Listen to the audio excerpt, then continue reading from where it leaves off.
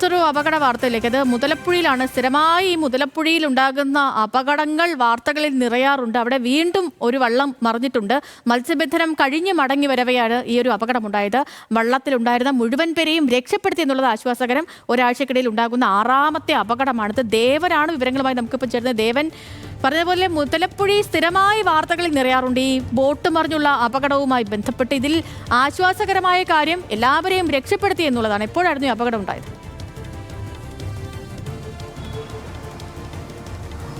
ശരി, ഇന്ന് പുലർച്ചെയാണ് ഈ അപകടം സംഭവിക്കുന്നത്. മുതലപ്പുഴയിൽ ഈ പറയുന്നത് പോലെ തന്നെ ഇതിപ്പോൾ ഒരാഴ്ചക്കിടെ ഉണ്ടാകുന്ന 6ാമത്തെ അപകടമാണ്. അവിടെ മണ്ണ് നീക്കവുമായി ബന്ധപ്പെട്ട് നേരത്തെ തന്നെ മത്സ്യത്തൊഴിലാളികൾ ഇത് സംബന്ധിച്ചുള്ള ആശങ്കകൾ പറഞ്ഞിട്ടുണ്ടായിരുന്നു. അതനുസരിച്ച് അവിടെ നിന്ന് മണ്ണ് നീക്കം അടക്കമുള്ള നടപടികളെല്ലാം തന്നെ പുരോഗമിക്കുന്നുണ്ട്. പക്ഷേ ഇന്ന് രാവിലെ ഈ കാലാവസ്ഥ പ്രതികൂലമായതിനാൽ അതിശക്തമായ കാറ്റുള്ള ഒരു സാഹചര്യം ഉണ്ടായിരുന്നു. അതാണ് ഈ വള്ളം മറിയാനുള്ള കാരണമെന്നാണ് മത്സ്യത്തൊഴിലാളികൾ തന്നെ പറയുന്നത്.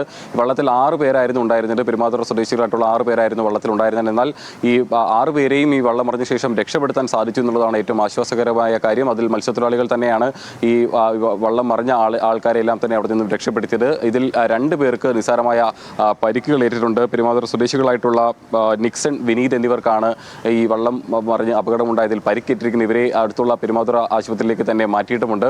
ഏതായാലും ഈ തുടർച്ചയായി ഉണ്ടാകുന്ന ഈ മത്സ്യബന്ധനത്തിന് പോകുന്ന തൊഴിലാളികളുടെ വള്ളങ്ങൾ മറിയുന്നതൊരു തുടർച്ചയാകുന്ന സാഹചര്യത്തിൽ അതിൻ്റെ ആശങ്കകൾ മത്സ്യത്തൊഴിലാളികൾ വീണ്ടും പങ്കുവെക്കുന്നുണ്ട്. ഉടൻ തന്നെ അവിടെ പൊഴി മുറിച്ച് അവിടെ നിന്ന് മണ്ണ് നീക്കം അടക്കമുള്ള കാര്യങ്ങളിൽ ഒരു വേഗത്തിലുള്ള ഒരു നടപടിക്രമങ്ങൾ പൂർത്തിയാക്കിക്കൊണ്ട് ഈ തുടർച്ചയായി ഉണ്ടാകുന്ന അപകടങ്ങൾ ഒഴിവാക്കണം എന്നുള്ള ഒരു ആവശ്യമാണ് മത്സ്യത്തൊഴിലാളികൾ മുന്നോട്ട് വെക്കുന്നത്. ഏതായാലും ഇന്നിപ്പോൾ ഉണ്ടായിരിക്കുന്ന ഈ അപകടത്തിൽ വലിയ പരിക്കുകളൊന്നും ഉണ്ടായില്ല.